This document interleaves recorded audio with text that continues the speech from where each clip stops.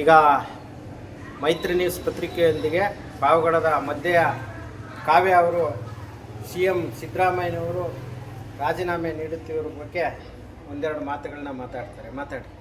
ಹೇಳ ಅದೇ ಇದು ಸ್ಕ್ಯಾನಿಂಗ್ ಅದು ಹೇಳು ಪಾಪ ಹೇಳ್ರಿ. ನಾವು ಸ್ಕ್ಯಾನಿಂಗ್ ಮಾಡ್ಸಕ್ ಬಂದಿದ್ವಿ.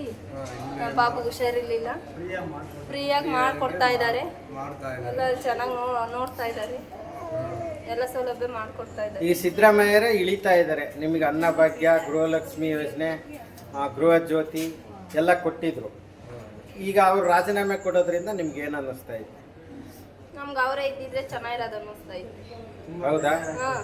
ಯಾಕೆ ಅವರೇ ಇರಬೇಕು? ಅದೇ ಎಲ್ಲ ಒಳ್ಳೆ ಕೆಲಸನೇ ಮಾಡ್ಯಾರಲ್ಲ, ಒಳ್ಳೆ ಸೌಲಭ್ಯ ಕೊಡ್ತಾ ಇದ್ದಾರೆ, ಅದಕ್ಕೆ ಅವರೇ ಇರ್ಬೇಕು ಅನ್ನಿಸ್ತಾ ಇತ್ತು. ಹೌದಾ? ಸಿದ್ದರಾಮಯ್ಯ ಒಳ್ಳೆ ಕೆಲಸ ಮಾಡಿದ್ದಾರಾ? ಅಂದರೆ ಅವರೇ ಇರಬೇಕು. ಅವರೇ ಇರ್ಬೇಕು. ಅಂದರೆ ಈಗ ಜನರಲ್ ಆಸ್ಪತ್ರೆಯಲ್ಲಿ ಎಲ್ಲ ಫ್ರೀಯಾಗಿ ಮಾಡಿದ್ದಾರಾ? ಜನರಲ್ ಆಸ್ಪತ್ರೆಯಲ್ಲೆಲ್ಲ ಫ್ರೀಯಾಗೆ ಮಾಡಿರೋದು. ರೇಷನ್ ಕಾರ್ಡು, ಆಧಾರ್ ಕಾರ್ಡ್ ತಗೊಂಡು ಫ್ರೀ ಮಾಡಿಕೊಡ್ತಾರೆ. ಓಕೆ.